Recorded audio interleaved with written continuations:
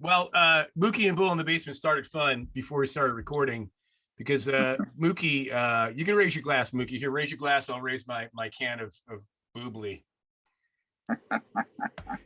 Muki's drinking tea, and we talked about crumpets, and I say because it goes, it's tea and crumpets time. Like, you don't even know what a crumpet is because I don't either. But then you said that you make your own special crumpets. I make my own crumpets. Okay, all right. I'll be waiting for a delivery on my doorstep soon, my man. Say less. All right. All right. So we're doing this pretty weekly, and it's fun. I love doing this. There's a lot to talk about, obviously. I guess we'll start off with, and the best thing about when the two of us get together, it's literally like, hey, when do you want to do it? Later today? Okay. What time? 6? Okay. And that's it. And then we just start recording and we go, right? Right. You know, it's unfiltered, it's raw, it's nothing rehearsed, it's nothing formatted. You're getting raw, you know, straight to the point sports, man. You know what I mean? That's right. Are those prescription glasses? No, they're not. No, they're not. Okay. They are just sweet. Have a great lens, though. It's a great lens. You know, shout out to Cabrera's. I do need an endorsement deal, but you know, that's how I let it do. And by the way, we are not averse to product placement, friends. So anyone watching that would like you got a t-shirt you want me to wear, bring it on, right? Right. We were talking about, you know, it's one of these times where I got to start drinking beer. I'm doing this in my basement at my bar. So it's just like, any breweries out there, you want to just happen to have your can magically appear during the podcast? I could probably make that happen. Muki, what do you need?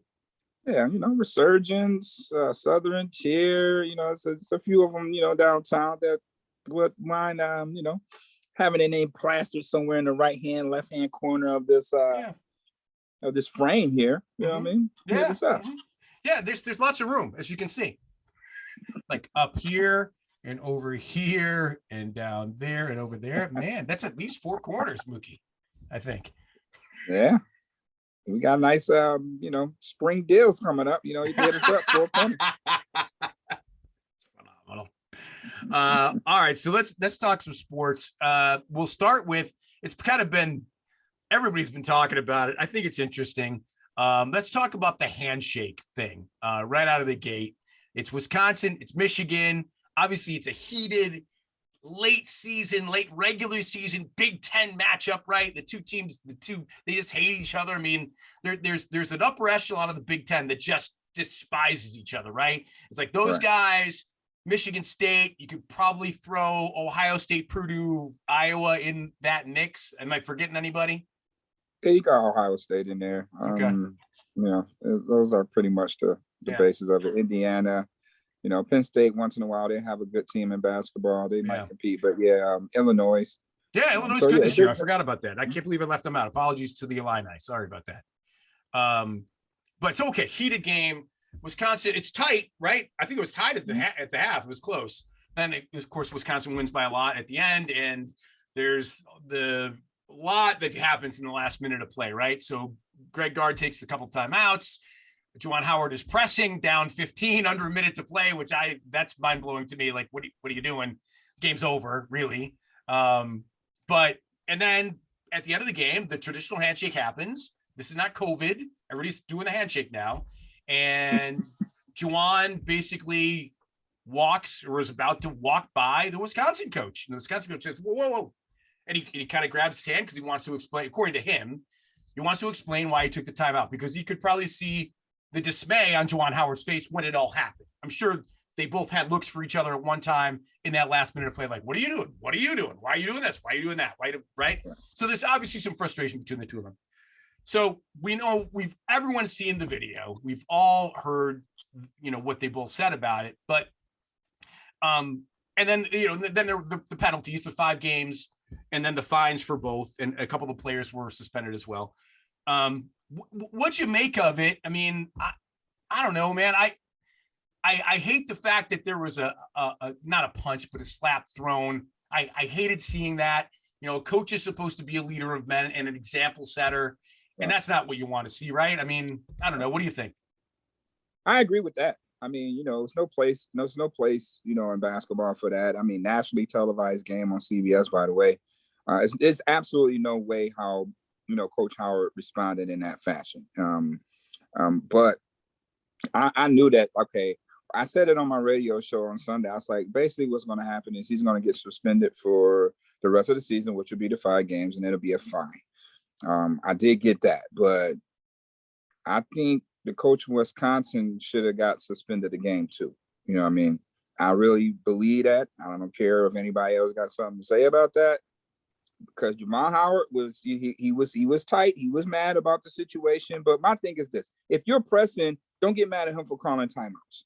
You know what I mean? Don't get mad at him. If you're going to press, you shouldn't be mad at him for, doing what he's supposed to do in that situation. You know what I mean? So, okay, I get that. But if there's an issue and you obviously clearly was, and you see that he's not trying to speak to you, why would you stop him? Why would you stop him and want to have and engage in some sort of conversation with him when obviously he don't want to speak to you at this time? You know what I mean? He's clearly frustrated about whatever the case may be. And you're grabbing him is not a good situation for you to do that. So if he don't grab Juwan Howard, none of this happens. So, I feel that he should have some sort of onus. And he was throwing a few F-bombs himself. If you listen to the recording, he was throwing some F-bombs out there too, and I just feel that he should at least got suspended a game as well. He shouldn't just got off the hook with just a $10,000 fine. I mean, he should have some, he at least should have got suspended a game. You know what I mean? Because there's no place in basketball for that. Now, Juwan Howard was automatically all the way wrong. Yes, he was. But once again, if the coach doesn't grab him and stop him to whatever he say that he was trying to explain, he wasn't trying to explain why he called a timeout right there. I mean, you can clearly hear it. Was he trying to explain himself right there and there at that point about why he called a timeout? He wasn't saying that. It was some don't touch me, F-bomb this, F-bomb that, and then he retaliated with his F-bombs, and okay, they had to separate. Now, my question is, what did the other assistant coach run over there and say to Juwan Howard for him to want to throw a punch? Nobody's talking about that. You know what I mean? Only thing they're saying is, oh, Juwan Howard, he just swung a punch. So obviously that guy had to say something to Juwan Howard for him to act in that manner, for him to lose his cool, being a head coach, representing, Michigan on national television. He had to say something. But for Wisconsin to get away, just with a little slap on the wrist fine, I got a problem with that. You know what I mean? I already knew what Juwan Howard was facing. But once again, Wisconsin, they should have got something a little bit more than what they received. I'm sorry. So what would you say to the argument of, hey, Juwan, be the bigger man, just shake the guy's hand and move on? Instead of, I mean, I don't care if the guy's I don't care if he's mad. I don't care if he's angry. Again, I mean, I'm going to do that. I mean, I'm going to shake the guy's hand no matter. If I get my ass kicked, I get my ass kicked. You know what I mean? But I'm going to shake my hand, and then I might say something in the presser about it later on. And then, okay, we can sit and we can discuss it later. But obviously, it was something more to the point where Juwan didn't want to speak to the guy. So I'm not going to go out my way to talk to a guy if he don't want to speak to me. I'm just going to let that man go about his business. Well, I don't know if we didn't see the same thing, because what I saw was Juwan Howard walking right by him, and that's part of the reason why he grabbed him, because he wanted to shake his hand and tell him what he apparently was telling him or wanted to tell him. So Juwan Howard wasn't going to shake his hand at all, regardless. Right. Which says to me, you're a baby. You're not setting a good example for that's absolutely disrespectful, and there's no sportsmanship there. Like, that's a problem for me, and that's the only reason the other guy grabbed him. So he's like, hey, shit. Now, again, that guy's probably not right for grabbing him either, but at the same time, and we weren't there, so we can hear bits and pieces of what happened. But that is poor sportsman. At the end of the day, if coach just let Juwan Howard goes without shaking hands, just imagine how real stupid that would made him feel. Just be like, really, Juwan? Like, you're not going to show no sportsmanship. You're just going to walk by the coach. There's no way for him to really explain that. You know what I mean? Other than, okay, the coach gave him out by grabbing him and putting his hands on him, which he shouldn't have. If the guy don't want to talk to you at that time, hey, he has the right to not speak to you and suffer the consequences later. You know what I mean? I get that. You're a poor sport. You're a sore loser. I mean, all that stuff, what it came with it still comes with it. You know what I mean? But at the end of the day, if a guy don't want to shake my hand, then I'm not going to, go out my way to stop him and try to explain I'm not explaining nothing to a guy that I just beat. You know what I mean? If he, I'm going to go sit down and talk to reporters and explain it to the reporters. He's going to hear it then. You know what I mean? So at the end of the day, I'm not touching the guy that if you don't want to shake my hand, I'm not going to go out my way to make him shake my hand. Yeah. And that's what I think that the coach from Wisconsin did. Okay. You know what I mean? If you don't want to shake his hand, you don't want to shake his hand. Let him be a poor sport. I'm going to shake everybody else's hand down the line, and we're going to keep this thing moving. We're both older school, I think. Tom Izzo said what I thought was interesting. I don't know. Did you see his commentary? No, I didn't see his comment. So Tom Izzo, Tom Izzo is great because some people have, come out and said, well, we got to get rid of the handshake. It's ridiculous. No other sports do it. So because no other sports do a handshake, we should stop this from happening in the NCAA because no other sports do it. So why should they? Right? Because one incident happens, or maybe there's been a handful over the years where somebody gets a little out of line in the handshake line, and maybe there's a push or a shove here and there. It's probably happened. We just don't remember. But some people are like, why do we even need to do it? And he's like, because it's all about respecting the competitor, win or lose. It's all about outright respect, right? That's what the handshake is, win or lose. Hey man, great job. You kicked our ass today. Great job. So he's like, listen, if the other team doesn't want to shake my hand at the end of the game, guess what? Me and my 15, we're gonna walk right by them and shake air, and we're gonna handshake their missing hand regardless, because we believe that the handshake in terms of sportsmanship and respect is something that's been built into the game, and there's no need for it to go away. And it's in all of it is a teaching moment for, let's face it, these are 17, 18, 19, 20-year-old kids. So they're still, I know say people like, oh, just do it in high school and with peewees and mighty mites and whatever, and let them learn that way. And you don't have to do it at the college level, right? I don't know, man. I just think it's a good lesson to learn, even at that age, growing up, right? And don't do away with it, and let guys swallow their pride a little bit, and let guys take their anger and put it somewhere else for a second, and acknowledge that the better team beat you. Acknowledge that you had a game plan, you were ready to go, and unfortunately it didn't work out. And there's another game coming up. He gave that up in the presser. He gave that up in the press conference. I mean, it was like Dr. Jekyll or Mr. Hyde in the post-game conference. He was just so calm and mellow and, and stewed and giving them credit. You know what I mean? So obviously it's something personal he had with that coach. And let me tell you this. So let's just say if Juwan Howard don't strike the blow, do he still get suspended 5 games? Yeah, I don't know where the conversation would have gone, right? I mean, who knows where the conversation would have gone? I don't know. He still gets suspended 5 games. Probably not. Really, obviously, it's all about him throwing a punch. Yeah, for sure. That basically got him to 5 games. Yep. So if he didn't throw the punch for the 5 games, if he didn't throw the punch, would he got suspended 5 games? Probably not. No. Right. Absolutely not. I mean? So the Wisconsin coach who stopped him, impeded him for being a baby and all of that stuff, is kind of responsible as well for it escalating, because like you said, just shake air and keep it going. If you want to be a baby, a poor sport, you know what I mean? Our job as media is our job to, make that guy feel that, to make him, feel very low about what he done. You know what I mean? And we move on from that. Hopefully he'll grow from that. Okay, you're still going to get a fine, but you might not get no games taken away from you. You know what I mean? So that's why I say, okay, one is not bad for the Wisconsin coach to get that. And I feel that he still should have been suspended as well, because it takes 2 to tango. It's not just on Juwan Howard. I mean, it's a lesson to be learned on both sides. For sure. It's a lesson to learn to be on both sides. One, you don't put your hands on nobody. If they don't want to shake your hand, they don't want to shake your hand. You can't make nobody shake your hand. Right. You can't make nobody shake your hand. And that's what I thought that the coach of Wisconsin was doing. You know what I mean? Hey, shake my hand, type of deal. And, Juwan Howard like, yo, don't touch me, get off me. He was already in a hostile mood. You can see how he responded quickly, you know what I mean, that he didn't want to talk to you. Don't put your hands on me.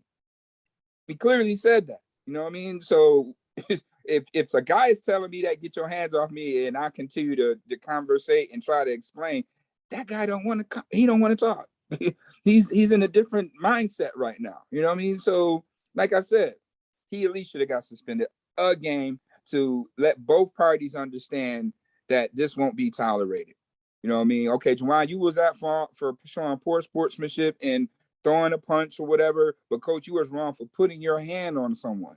You don't put no. I'm a school teacher, right? We can't break up fights in school because we're not allowed to put our hands on a student. We'll lose our license. We'll lose our job, right? So what's the same rules should apply on that level? Why are you putting your hand on a grown man that, you know, if it's his choice not to speak with you, he'll suffer the consequences on not doing it, but you're not going to make him shake your hand. Right. You know what I mean? So that's just, you know, he's in a volatile state. He's not shaking nobody's hand. So that's all I'm saying. Yeah. You know what I mean? No, so I get that. He should have got at least one game. Let's not just make this one-sided. Juwan is at fault. It's because of Juwan Howard, the coach, put his hands on him. No.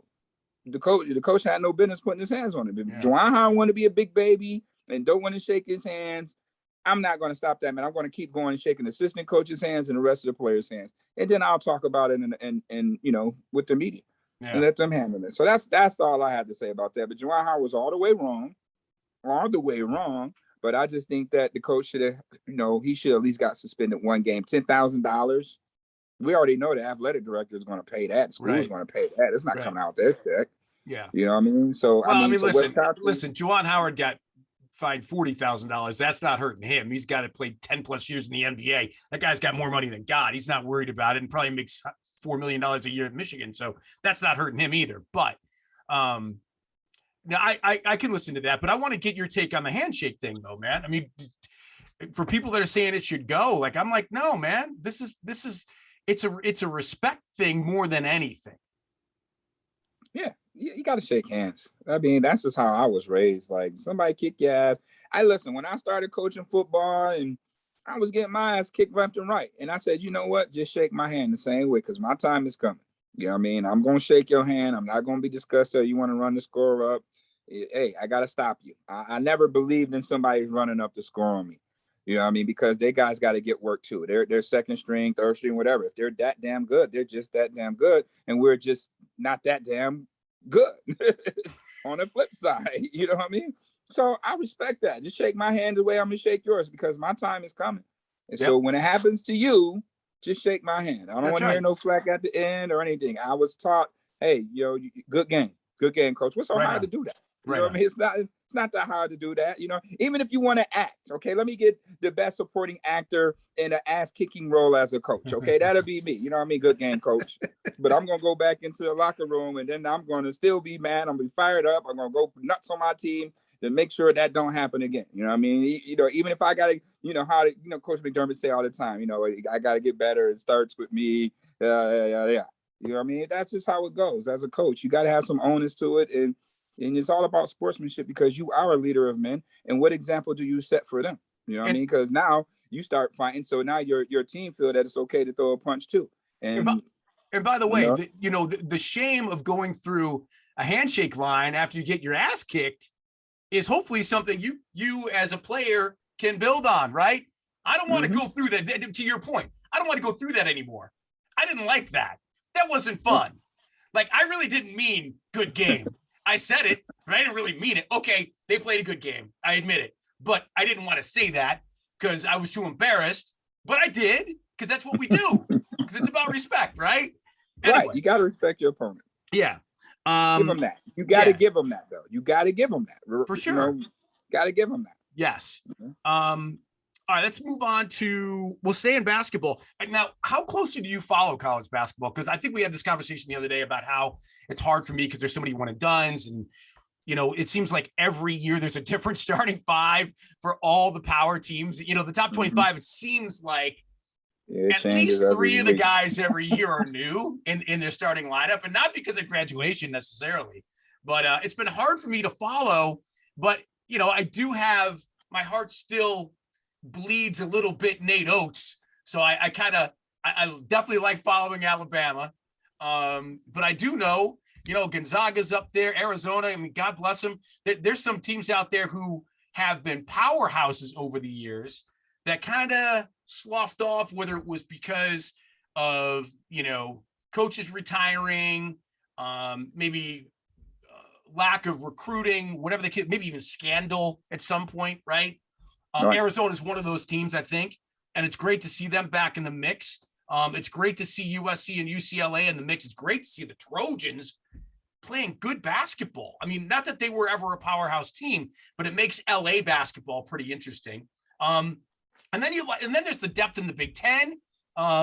There's Kentucky's another great example of that, who they've definitely been sort of on a downward trend, and now they're a powerhouse again. Kansas, another one of those teams that's kind of like you got your usual blue bloods. Yeah, you know? Kansases, the Dukes, the North Carolinas, and the Kentuckys.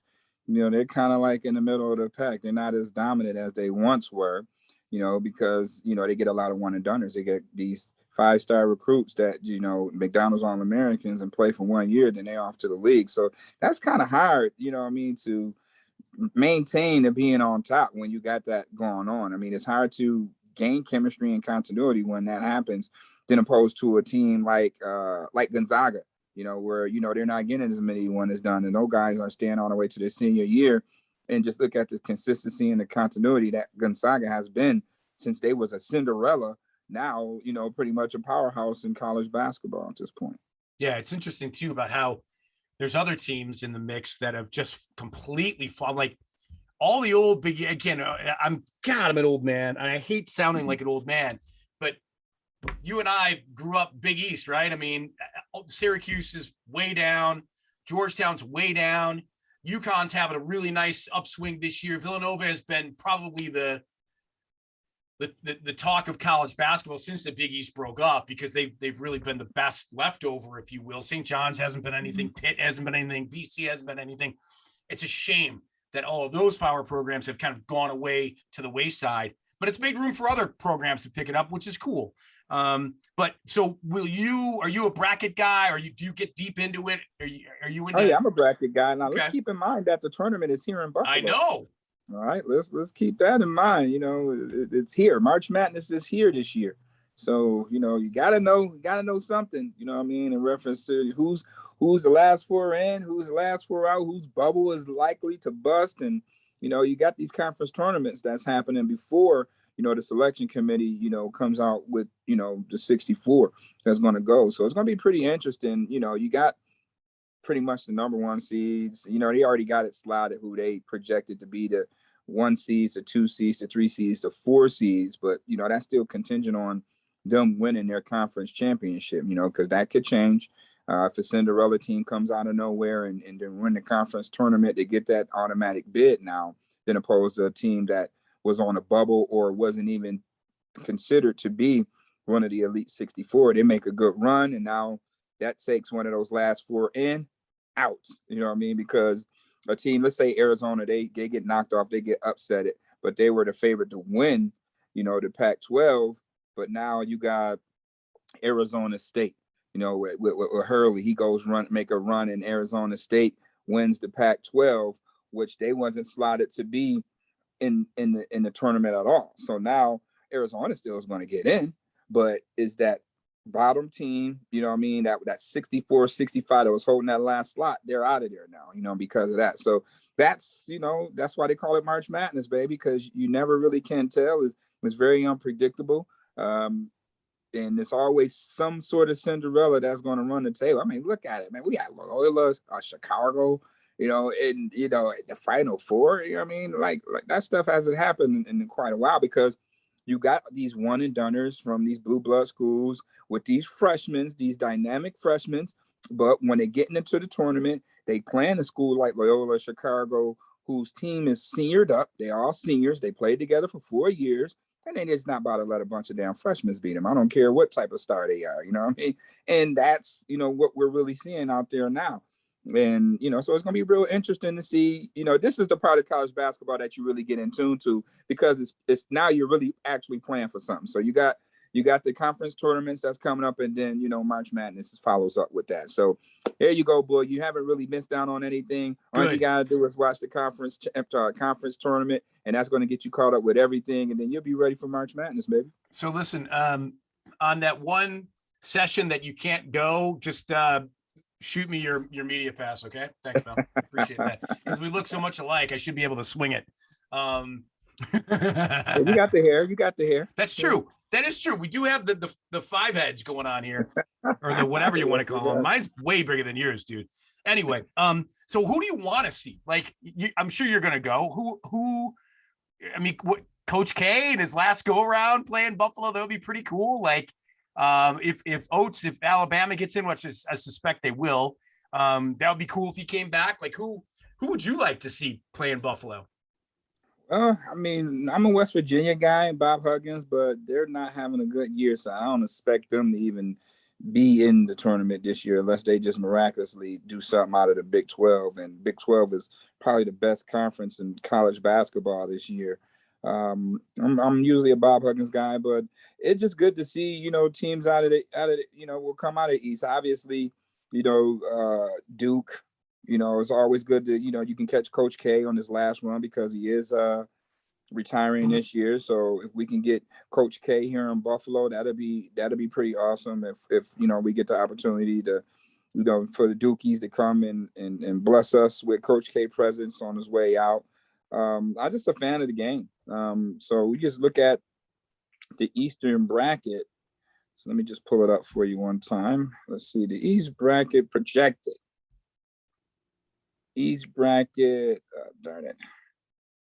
Well, we know Duke is already an East team. Who else could come out of the East as a 2 seed? Well, Kansas is going to be out of the West. So that's, they always run in the West. But for some strange reason, Duke always holds the East bracket. But they've been kind of shaky because once again, they're dealing with with these freshmen. They're dealing with these dynamic freshmen all over again. So who's to say? I'm just a fan of the game. I'm just a fan of the game, and whatever comes to Buffalo, I'm quite sure that all the Buffalonian fans would just be more ecstatic about it because we don't get the opportunity to have big time basketball here in the city. So yeah, any team that would come here will be A-okay in my eyes. Yeah, agreed. I love it. I've gone pretty much every time it's been here. I probably won't go this year. It's a little pricey. I'm not gonna lie. It's like I think if you go for the whole thing, it's like $450. You get 8 games or whatever it is. But and I guess if you're gonna do the math, it's really not that bad. But as a sum, it's a little pricey. Whatever.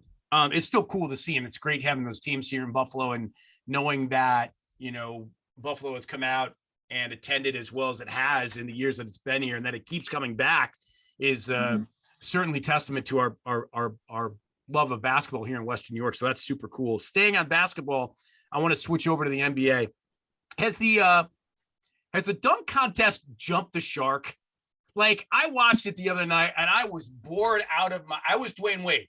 Dwayne Wade was like, this is a 6 for dunk contest. It was the fact that there's no time limit, and the fact that, I mean, pretty much everything they did or attempted we've seen before. Like, has it jumped the shark? Are we going to ever see anything different or new? And should we change it up? Should we, like, I would love to see, and I think you're old enough to know this, back in the day, CBS actually had a horse competition. Do you remember that, when they had NBA guys basically playing horse? Like, I would love to see that. That would be amazing. Just trick shots all over the place. So horse or around the world or 21, but you don't play 20, maybe play to 11, whatever. Between all-stars, one-on-one. I would pay to see that all day. I don't know where they would, like, where did they get these dunkers from? Like, what qualify you for being a dunker, Right. I mean, for the slam dunk competition? My 6-year-old nephew put more dunks on his Fisher-Price basket than I seen over the weekend. Yeah, I just didn't understand. There was no creativity, none whatsoever. And why not? Why John Morant is not in the slam dunk competition? You know what I mean? Like, that's who I was looking for. I'm like, I'm seeing these highlights, and I don't see none of these guys on any of the NBA highlights at all this year. Where, like, show me some highlights where they was doing some dunking during the course of a game. I mean, so that's what's been missing. John Morant, You know, what John Morant, you're dunking all over everybody at 6'3". Like, why you're not in the slam dunk competition? You know, I mean, the greatest of the greats participated in the slam dunk competition. And now it's just become a business, all making too much money. And, you know, they're just bougie with it and don't want to participate in it because they are all-star and all that. I mean, what about the fans that came all the way from everywhere and paid their money to see that? Yeah. You know, so that definitely had to be the worst slam dunk competition I've you know, sat there and really watched it. You know, I mean, it was just bad. I mean, it was trying too hard to do these dunks and wasn't making them. So when it did make a good dunk, it just like, this is the fourth dunk that you tried. Like, okay. You know, and you couldn't do that back in the days neither. You couldn't miss 4 or 5 times. That's right. There's a clock. Michael Jordan couldn't do that. You know, Larry Nance couldn't do that. Kobe Bryant couldn't do that. Like, you know, you get all these tries to make a dunk. It's just too watered down. So I don't know what they're going to do next year. They just need to get the real dunkers out there, pay them extra, you know, sweeten the pot, you know, and get those guys to come out there and make it happen. Get a sponsor out there and, you know, up to ante. And, you know, and I guess you'll see more the real dunkers will come out and put on a show, you know. So yeah, and don't even give away money. Like, here's a Bentley, right? I mean, I don't know. Just doesn't have to be money. Like, give them, like, be creative about it. You could dunk for charity. You could dunk for charity like how they did charity. In the All-Star a game. Great idea. Dunk for charity. Best idea I've ever heard. You know, 100,000 to your charity of your choice. So yes, you know, yeah. I mean, they be more creative with that because that was just horrible. Yeah, it was bad. I will say this. Well, I was going to say the savior, I thought, for All-Star Weekend was Steph Curry, in my opinion. I mean, I know people say he's the greatest shooter of all time, and I'm watching that thing and I'm just shaking my head. I was like, oh my God. He made like 6 or 7 in a row, I think. I mean, he was on fire. And they were bombs. They were like 40 feet. It was like nothing. Like, man, God, that guy's good. Yeah, he's good. I mean, they put on a good showing. It was good entertainment, and you know, it got kind of serious towards the end, as it should. I don't know how the NFL will be able to try to emulate something like that to make it competitive. After, okay, we're gonna give you the entertainment portion of it, but at some point we're gonna lock in and play basketball, and that's what they did. You know, with these new Mamba rules, put in place, it kind of forces them to play that way. You know what I mean? You've seen in that fourth quarter, Joel Embiid, like, you know, going one-on-one with Jared Allen, and they're trying to win that game. You know what I mean? So, you know, and all in all, then you got LeBron making the game winner. How fitting is it, you know, for it to happen that way? So they put on a good showing, and it kind of salvaged the rest of the weekend on how bad and dismal it was, from the skills competition to all the other games. You got Karl Anthony Towns winning the 3-point competition. You got a center, for crying out loud, winning the 3-point competition. So, you know, how bad can it possibly be? You know what I mean? When a center wins the 3-point competition, and I don't know who won the slam dunk competition, Obi Toppin. Yeah. Like who really cares? You know, nobody really cares. Yeah. You know, normally, like you said, the slam dunk guy, he gets a commercial, you know, right after the game, all that stuff. It was just, I don't know, maybe it was because it was in Cleveland. Who knows? Yeah. I don't know. I mean, I will say this though, and I don't, we had this discussion in one of our previous episodes. I don't watch a ton of NBA just because I don't know anybody, and it's hard for me to watch because I just don't know anybody. And a lot of the guys that I don't know aren't very good to begin with. But my God, another guy who I was mad impressed with, and I know he's a hell of a player, is Embiid, man. Embiid, for what he is incredible. I mean, he could be, I don't know if he's necessarily athletic enough, but he could be, it sounds crazy, but he could be a modern day Magic. I mean, the guy's 7 feet tall. He can ball handle. He can shoot the 3. We know what he can do on the block. We know what he can do. I mean, the guy is, you talk about 5, he's about a 10 tool guy, that guy. I mean, that guy is a guy that everyone should know about and understand how good he really is, man. I was really impressed by his game. Well, yeah, you can see how he was playing in the All-Star game. It's kind of like he took that personal because, you know, he did kind of feel like he got slotted out of the MVP by Jokic last year. So, you're playing amongst your peers, you're playing amongst, the NBA's best. You got the stages set. So here it is. Give me the rock. Let me show you why I'm one of the best in the NBA right now. And I think he is in the driver's seat for the MVP. If he keep playing the way he's playing, he definitely should be able to win the MVP this year. But Magic, I don't know. He don't handle the rock like Magic. He can do just about everything else, but Magic was showtime. You know what I mean? Magic is a better passer. You definitely a better passer for sure. No doubt. Embiid ain't really passing too much. Right. That's right. That's right. And now somebody's going to be begging for the basketball on his team in the form of James Harden. So again, to your point, he's probably still not passing very much going forward. Stay tuned with that one. Let's talk about Brian Flores. Now he's with the Steelers, right? Assistant is defensive. I don't even know the title. Defensive assistant head. What I know is linebackers coach. He's the senior defensive assistant coach, and he's linebackers, as you said. Okay. I have, and I'm not going to call this a conspiracy theory necessarily, but I have an idea as to why he's there. And I'd love to hear your take on it. Rooney Rule started where, obviously, with Pittsburgh. The Rooneys, Pittsburgh, right? Mike Tomlin's there. He's got a couple of rings. He's been coaching for a very long time. Is there that possibility that Mike Tomlin is having sort of a Sean McVay moment, thinking to himself now on a different level, because Sean McVay still has Matthew Stafford and still has some star power. Mike Tomlin doesn't have a quarterback right now. I mean, I know they're talking about Mason Rudolph, but come on, man. He lost his Hall of Fame quarterback. So now he doesn't have a quarterback. Do you think is there that even remote possibility that the discussion was had? Hey, man, you're a hell of a coach, and you would be a great addition to our staff. And you know what? I've done a really nice, I'm a Hall of Fame future guy, right? I'm still pretty young. I could do some other things. And so I'm thinking about maybe in a year or two getting out, and here you are, promotion awaiting. Do you think anything of that kind of conversation might have been had between the two? Do you think that's even a remote possibility? Well, it was rumored last year that he was supposed to be going to USC, and he put that to bed.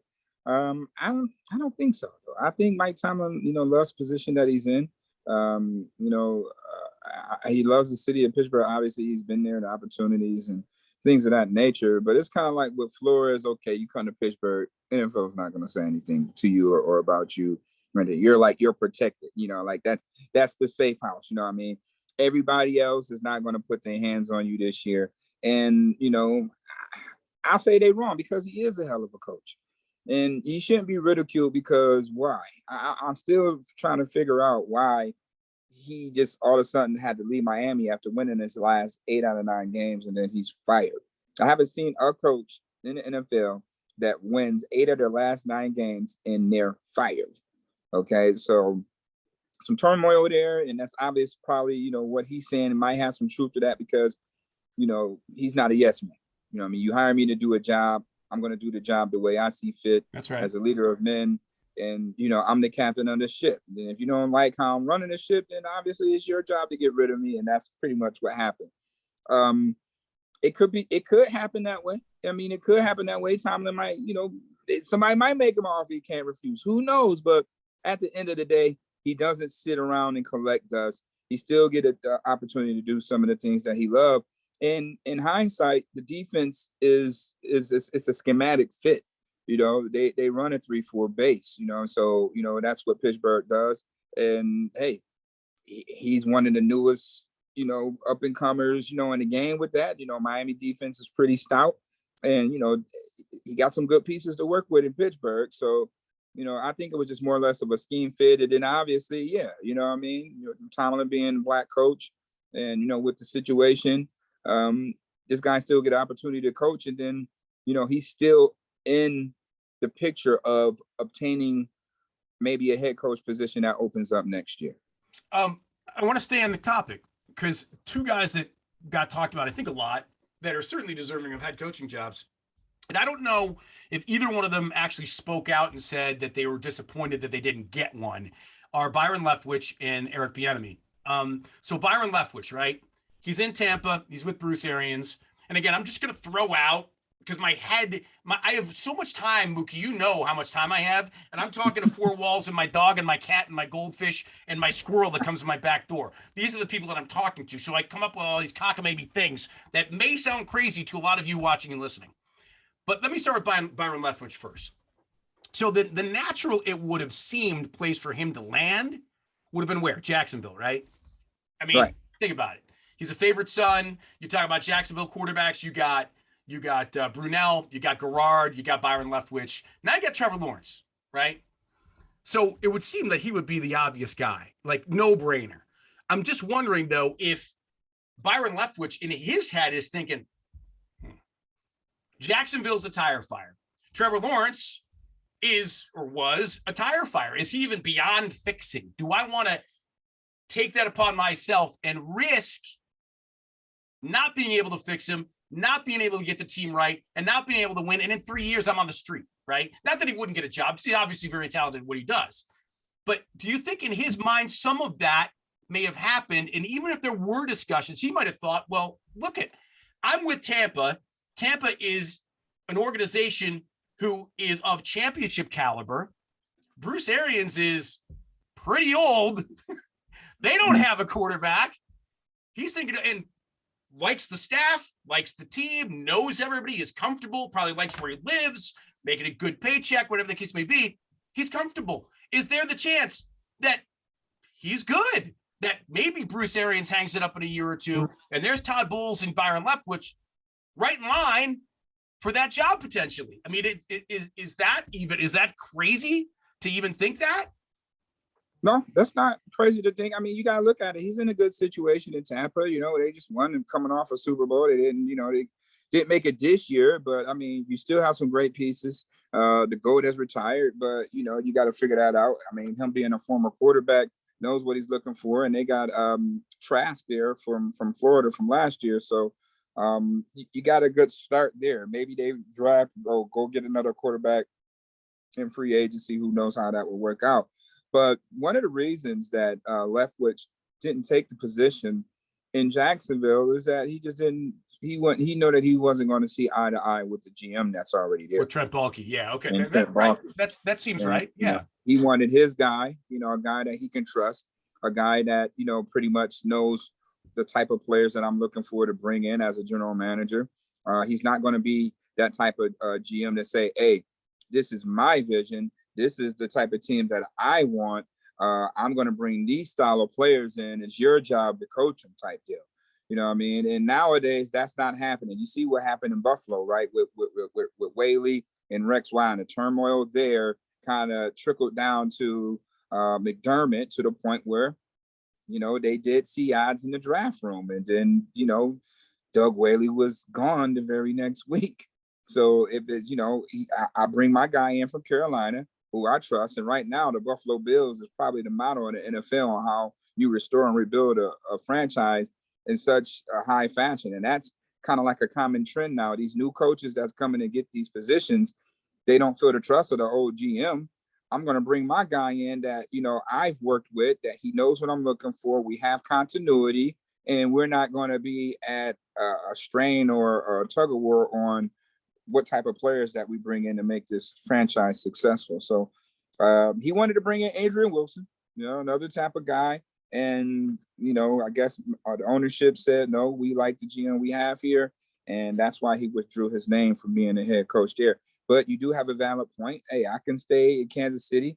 Bruce Arians is not going to be coaching forever. He might be give it one more year. It might just be this year here coming up. Yeah. And he'll you inherit a better team, arguably, right? Yeah, definitely. I mean, like I said, the pieces is in place. You just got to figure out the quarterback now. Yeah. So then to Bieniemy it's kind of the same thing. Like, again, he's in a sweet spot, right? Andy Reid is not a young man, right? And he's got Patrick Mahomes, and he's got a team that's been in the AFC Championship 3 years in a row and won a Super Bowl. I mean, he's in a good spot because Andy Reid's, he's not going to last much longer. Let's be honest. And I don't wish him any bad. You know, I hope he goes off into the sunset and is great and whatever, but like, he's not a young man. So is there the potential that Eric Bieniemy is just sitting back, just waiting? Look at this situation I'm in. This is beautiful. I could be handed the keys to this high-end vehicle that's faster than everybody else, that's going to win every drag race, you know, out there. So I'm wondering if that has anything to do with him and his decisions and how his thought processes are, you know? Well, he wants to be a head coach, you know, and it's crazy because it goes all the way back to when they won the Super Bowl. And I asked him right after the Super Bowl, you know, interviewing him and stuff like that. And I asked him, like, you know, what was going on with you? Why, you know, with these jobs that's open, how do you feel about not receiving an offer? And, you know, he just calmly just said, hey, man, my time will come. You know what I mean? The right spot, you know, will open up for him and, you know, he'll take it. But here it is. We're going on 3 years now. Yeah. And it's been coaches from all over the place is getting these positions, and this guy is getting passed by. I mean, it's to the point where his contract has expired with Kansas City this year. So it's a big decision. Or do they bring him back as the offensive coordinator? You know, so he might not even see that. The only good thing that's working in his favor is Mike Kafka, the quarterback's coach and passing game coordinator for Kansas City, is now the offensive coordinator for the Giants. So that might be one thing that might get his contract renewed. But him and Andy Reid has a rapport all the way from Colorado and things that he coached him in college and stuff like that. So their bond and their relationship goes all the way back there. So I don't think Andy Reid is just going to cast him away, you know, especially at this point, because he's been the only OC that Patrick Mahomes has known. So, I mean, maybe they run it back for one more year. They, you know, because his contract is up this year. They give him a 1-year deal. And then, you know, maybe the guy can get a job and latch on somewhere. So it's definitely something that's personal that, you know, you and I that don't know about, that obviously people in the NFL, you know, deep down knows on why this man is not hired as an NFL head coach as of yet. And it sucks too. I mean, think about it. When it doesn't matter who you are, what skin color you are, whatever, most of the time, the teams in the league that have openings are bad. Right. I mean, I get any given Sunday, but a lot of the teams that have head coaching openings is because they're just bad. They're poorly run. Their rosters are not very good. Yes, we see every year one team come out of nowhere and they make it into the playoffs. Maybe they're a 9 or 10 win team when they were a 3 or 4 win team the year before. But isn't that the thing that, and granted, it's an opportunity, but it's not the golden opportunity that I think a lot of people think being a head coach in the NFL is, when you assume, you know, a 1-win team, a 2-win team, a 3-win team, a 4-win team, right? Like, they're not assuming 8, 9, 10 win teams. I mean, probably if you think about it, the guys that have the best opportunities are probably, I'm going to think, Nate Hackett with Denver, if they can figure out what they're going to do with quarterback, and maybe O'Connell, who Vikings, right? I mean, those are maybe two of the teams that didn't have a coach that may, with the new coach, perform better. Yeah, I don't get that though. But here it is, Eric Bieniemy, one of the hottest offenses since Mahomes been out the past 3-4 years, not get a job. But once again, like you said, O'Connell, who is this guy? You know, he's just the offensive coordinator of a hot to death team, Ram team that went to the Super Bowl. You didn't hear about him last year with Goff. You know, you didn't know who this guy was, or if he was the offensive coordinator. But here it is, Eric Bieniemy. We know that he's been the offensive coordinator, you know, since Super Bowl, since before the Super Bowl and after the Super Bowl. And they've still been consistent. They've still been one of the top offenses in the NFL, but he doesn't have a job. Come on now. It's really looking one-sided here. You know, it's really looking one-sided here. I mean, what's the problem? It can't be the color of his skin. Now, I know it can be that, but it's just, I mean, I don't get it. I don't get it, boy. I don't get why that man is not having a job. I mean, even Dable. You know, how do Dable get a head coaching job before Eric Bieniemy does? I mean, I understand why he got the job, because Joe Shane, the assistant GM for the Bills, I knew that was going to happen. You know, I knew that was going to happen. But still, you know, how does that happen? How does what, Mike McCarthy from San Francisco, How did he get a The job? Miami job? Yeah. Yeah, how did he get a job? This guy never played. He's never played football before in his life. You see how skinny and short he is? He's never played football. If he did, he played, he went to Yale. Hey, So man. Hey, whoa. I'm short. Maybe he played I'm short. Yeah. Maybe I'm short too. I'm short too. I'm 5'9", barely scraping 5'9", with shoes on, right? But I don't think that, his build doesn't look like a football player, none whatsoever. I know you played the game at some point. I played the game at some point, but he's never played the game. All right. But how did he get a job over the enemy? You know what I mean? A proven guy, a well-known guy, a guy that knows the game, a guy who's been a head coach on the collegiate level, a guy who's coached on the collegiate level, a guy who's under Andy Reid, one of the greatest coaches of all time. I can just say that. Like, how he's not getting the job, what's the reason? Yeah. What is the reason, boy? It's just unjustifiable. Yeah, and again, I'll go back to my sort of odd theory. It's very possible that he could look at certain situations and be like, the Stephen Ross situation in Miami is a S show, right? That's who knows what's going to happen. Like, why would anybody want to go there considering what is happening and may continue to happen going forward, right? So I think there is still the possibility that he looks at certain situations like, I don't know if I'm a good fit there, and maybe isn't super. I know he wants to be a head coach, but maybe not every situation for him is even right. You know what I mean? Is that fair? Yeah, you're right. He said it in so many words after the Super Bowl, and he said, every situation is not a good situation because that team is next up. You know what I mean? So yeah, he has those options. He goes through the process, but maybe he declined an offer that he shouldn't have. I don't know. The NFL, they're funny like that. No, you didn't take this job. You should have took that job. Like, that's a lot of little things in the NFL that you don't see that happens behind these closed doors in the NFL, man. For sure. And right now, it's just seeming like a real eyesore that this man has not landed a head coaching job anywhere. But here it is, 3-4 years, abundance of coaches have been getting jobs that come out of nowhere, that comes out of nowhere and get a job over him. Now, I don't know if I would have touched Houston. I don't know if I would have touched Miami. Those are two toxic situations. Yeah, for sure. I just don't understand why this man is still getting overlooked as a head coach. I just don't understand it. Hopefully we'll get down to the bottom of it. I'm not him, but I know how I am. And maybe this is just me talking about like the Bieniemy situation. If I was him, I'd be like, I got Patrick Mahomes. I got a ring. Like, I like this. This is good. And then at some point when maybe it starts to go bad, then be like, okay, I gotta kind of forecast my future and figure out when it's really important. But I'm just speaking from my perspective.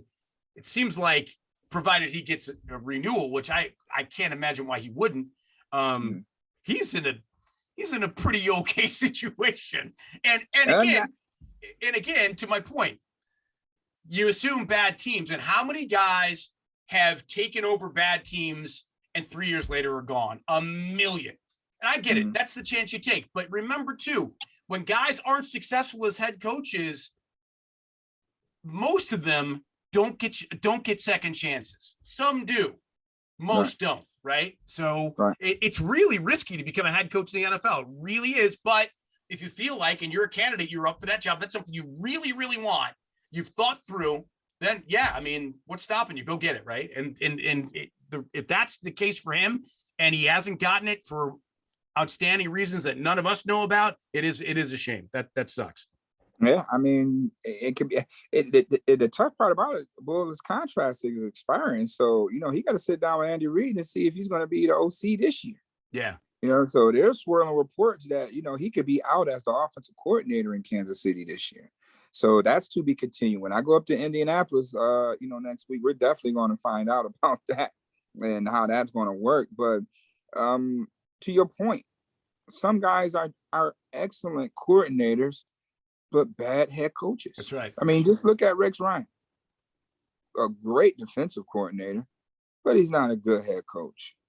It was just bad. I mean, okay, he lucked up in New York, but when he came to Buffalo, it was bad. It was obvious that this man wasn't head coaching material. You know what I mean? He just talked a lot. He talked a real good game. You know what I mean? But the overall performance as a coach, not good at all. And that's why you don't see Rex Ryan with another job in the NFL. You know, he's using his God-gifted talents and using his mouth as a broadcast media guy, analyst, where he should be. Coaching is past his time. Or maybe he's just not a good front office guy. I'm hearing that, you know, Eric Bieniemy is an a-hole, you know what I mean, when it comes to that. So maybe that's why he hasn't got a position, because, you know, if you're not, if the front office and your own organization is not fond of you, you know, that's not bidding well to your next job offering. You know, they're gonna say, well, you know, he's not really that type of kind of guy to us, you know. So I don't know if he's going to change that habit, you know, in your building. So, you know, maybe those type of things are preventing him from being a head coach. And now it's coming to bite him because his contract is expiring. And I mean, who does that? I mean, who look at this offensive coordinator and say that, okay, here's a guy that should be worthy of a head coaching job, but for rumors to be swirling around that you're about to be out as an offensive coordinator as well, something definitely wrong with that picture. Yeah, that's crazy. You know what I mean? That's crazy. crazy. So it's something that's internal that, you know, we don't know about. You know what I mean? We on the outside looking in, but I did get that. I did hear that come across my airwaves that, you know, he's not the greatest guy, you know, when dealing with front office people. You know what I mean? So maybe that's the knock on him on why he's not getting a job. You know what I mean? Because at the end of the day, your peers, you know, they're gonna ask. You know what I mean? You're gonna have those references and say, you know, hey man, how's Bull doing? You know what I mean? What type of guy is Bull? You know what I mean? Like, who can vouch for Bull right now? I want to give him this job. Who can vouch for him? You know what I'm saying? And we all know how that goes. You know, they're gonna call your former employees and all that stuff. And if they ain't got nothing good to say about you, then you better hold on to what you got right now. Right. But now that comes full circle too. So, you know, we'll find out in these up and coming weeks on the fate of Eric Bieniemy. Yeah. Did you watch the Olympics at all? Yes. What was your sport of choice? Well, you know, you got the snowboarding going on, you got bobsledding, you got speed skating. You know what I mean? My guy fell short, you know what I mean, on the snowboarding tip, my man Sean White. You know, he kind of fell. If he wouldn't have fell, he would have at least medaled, you know, but it happens out there. It happens. I'll tell you what, man, the aerial ski jumping is nuts. Nuts. And there was a kid from Rochester that won gold as part of the teams. And I'm trying to get him to do my Bull in the Basement podcast. I'm going to have, just a quick plug, I'm going to have Trisha Mangan, who's a downhill skier from the Olympic team. She's going to be on Bull in the Basement later this week. So look for that, everybody, on YouTube and all the other places that you do podcasts. It's called Bull in the Basement. This is Muki and Bull in the Basement, whatever. So yeah, that was, those guys are nuts, man. I mean, they're up like 100 feet in the air or whatever, and they can't see a damn thing, and they're spinning around like crazy, and they land on their feet.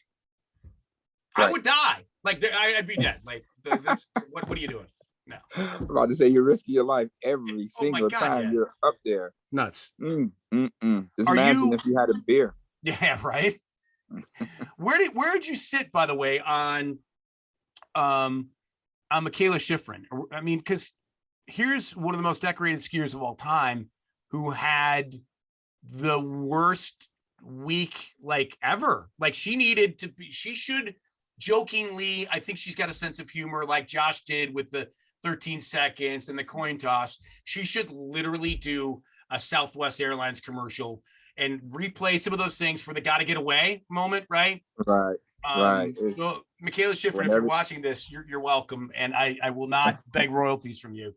When everything goes bad, you know, it just goes bad. You know what I mean? But you know, for it to happen on that stage, it's like, like really, like really, this is what you worked hard for, and this is the result. Like, come on, you know what I mean? Yeah, it's just tough, man. That'll weigh on you, man. You got to really check a person's mental health after something like that. For sure, no doubt about it. And I think she recovered pretty quickly. I mean, I saw some interviews and some performances, and in her last race, she didn't do great either. But regardless, she thankfully has a really good support group, obviously, and I think they talked her through it. And she's one of those people who I think the explanation is very simple. You were off your game. It is what it is. But no, you are one of the greatest of all time. It's okay, right? I mean, there are the greatest of all time. Tiger Woods had his bad rounds, right? MJ had his bad games. It happens. And it even happens on big stages, right? So, unfortunately, I don't know if it happened like that though. Michael Phelps never just drowned in a pool. That's right. That's a good point. But to Shaun White, I mean, here's Shaun White, who you wouldn't ever. I don't think I've ever seen Shaun White fall. And here's the chance to medal, and he falls. And I know he's falls. And he's 40. On the last run, he falls. Right.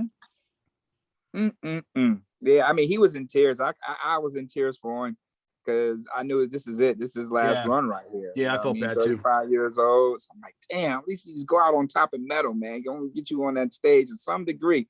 And he would have medaled, man. The guy beat him with 4/10 or something like that, man. Barely beat him. And they fell. Everybody fell.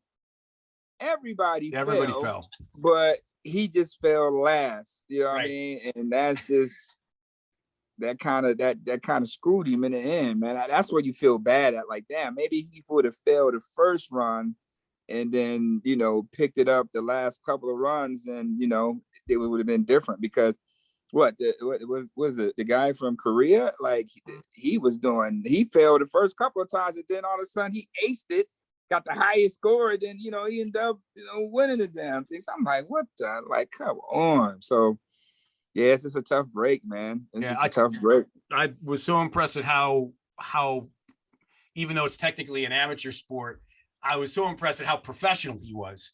He was so incredibly gracious to everybody that helped him through, and developed his career into what it had become and his empire that he's built. And he was so super professional. I gave him tons of credit for that. Last thing, because I know we're running long.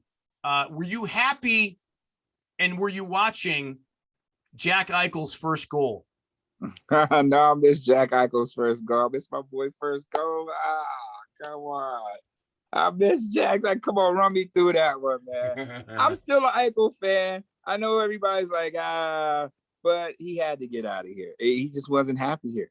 He just wasn't happy here. He just wasn't happy. And you figure he's still only 23 years old? He's still a fairly young guy.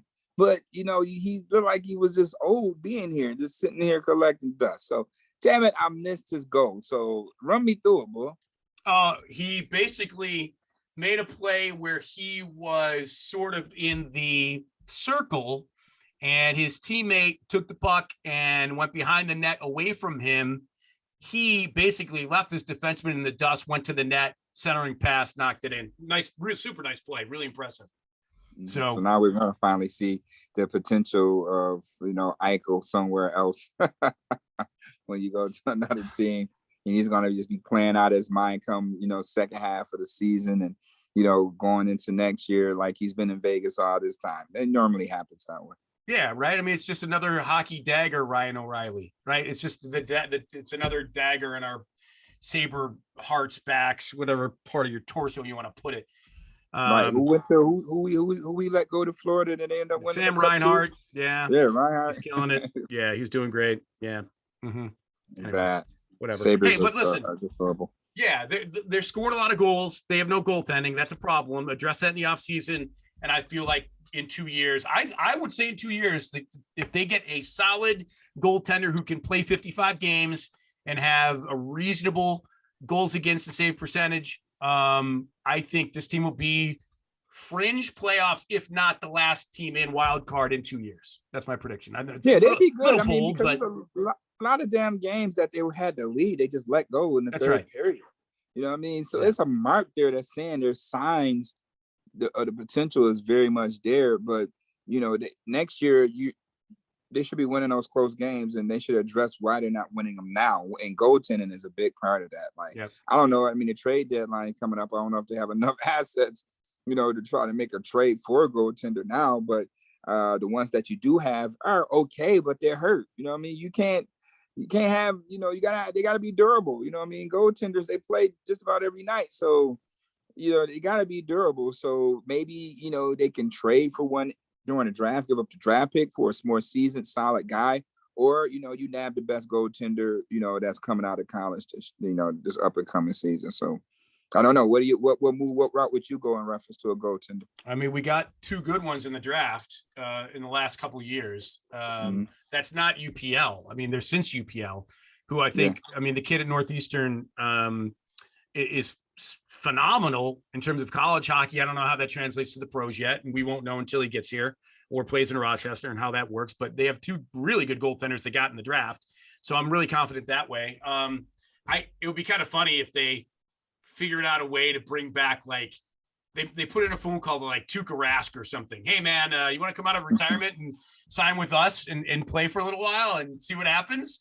I don't think that'll ever happen, but he's out there. I don't think Tuukka Rask would ever play for anybody besides the Bruins, whatever. But I think they're okay.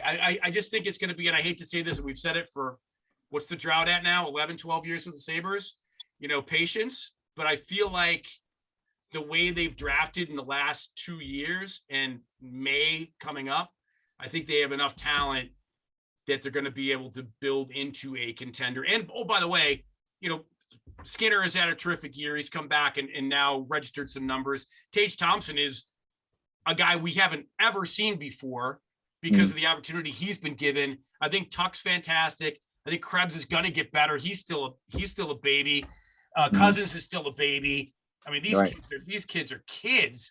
So I really think that, and again, that's that terrible patience word that we always say, but I firmly believe that the talent is here and coming, that this team will be okay in the next couple of years. And my point is, if you're a Sabre fan and don't have season tickets, maybe you get them and get them cheap now before 2 or 3 years comes up, and you're not going to be able to find a ticket because these young kids are now 23, 24, 25. They've been in the league three years, and now they've developed. And, oh, by the way, they have goaltenders that can play. Those for me are obviously you're gigantic ifs, but I feel good about the future of the hockey team. So yeah, we got the power next year. So that's right. So that's right.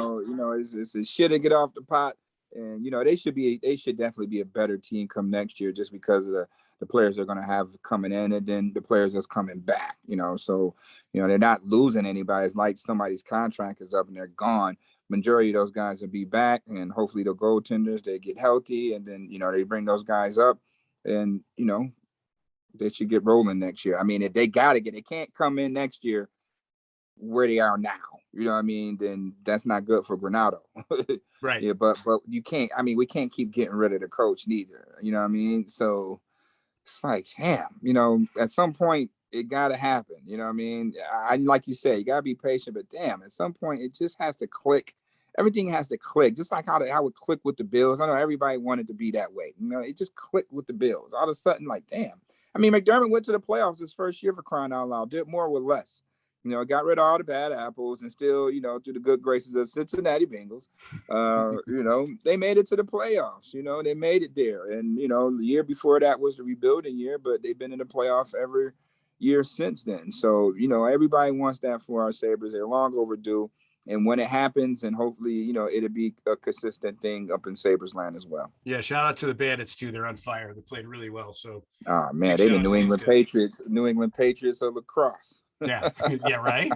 Now they just got to start winning putting some banners up there in that arena again, like they used to back in the early 90s. Right. All right, Mook. Well, what do you want? You got anything you need to plug? Might as well. We're at it, right? Well, probably next time around this time I'll be in Indy, man. So we hopefully I can have something nice and juicy for you to report. Because I'll be at Indy at the combine. They took the bubble out, so I'm kind of good about that. They trying to make this bubble happen, and we all know that Indy is a great place to be come combine time because everybody in the football world will be there. You got all the media outlets from ESPN, the NFL Network, all the reporters, all the GMs, all the scouts, all the coaches, the players, obviously, what I mean? So once we're done working, guess what? The bars will be packed. And guess what? I'll probably be drinking beer with Willie McGinnis and, a GM just shooting the shit with them about whatever, you know what I mean? And then next, I get a juicy tidbit on a good tip or something. That's just how it happens at the combine, man. Just like that. So I love going to Indy. It's a great time. It's a great time in the whole week. All the media outlets and all who's who and what's what of the NFL is there. So I'm too definitely be reporting. I'm too big for your suitcase. Damn it. Make sure if you haven't been, St. Elmo's. Oh yeah, I was there. Okay. I was make one of those rich kids that do TV. Make not Josh Reed because he just had a second kid. Make Beauvais or one of those TV kids. Make sure they pay your way at St. Elmo's. They're making all the big bucks these days, right? So yeah, they making all the big bucks. They definitely make it. Yeah, me and Josh had a real good time last time we was down, in Indy. So I'm quite sure we're going to have another good time again this year. Yeah, make Matt Perino with his good hair. Take in terms of his hair product, make him spend his hair product on you at St. Elmo's in Indy, man. Yeah, I'm definitely gonna get one of those guys gonna fit the bill this time. Good. Yeah, and listen, do like they do in the NFL. Whoever's the rookie on the trip, right, has to pay the tab. Has to pick up that tab, baby. Right on, man. It ain't me no more. Right? Yeah, absolutely not, man. You're running the show. All right, dude. So we'll have a safe trip out there, man. I look forward to hearing what you see and hear and watch and listen to in Indy at RCA Dome. Oh my God, at Lucas Oil Field and at the Combine. I can't wait. That's gonna be super cool, man. Yes, sir. All right, brother. We'll talk soon. Thanks for having me in the basement, big dog. Oh, it was fun having you in the basement, man. Cheers to you. Enjoy the rest of your tea if you still have any left. Crumpets. And your crumpets. All right, dude. Peace out.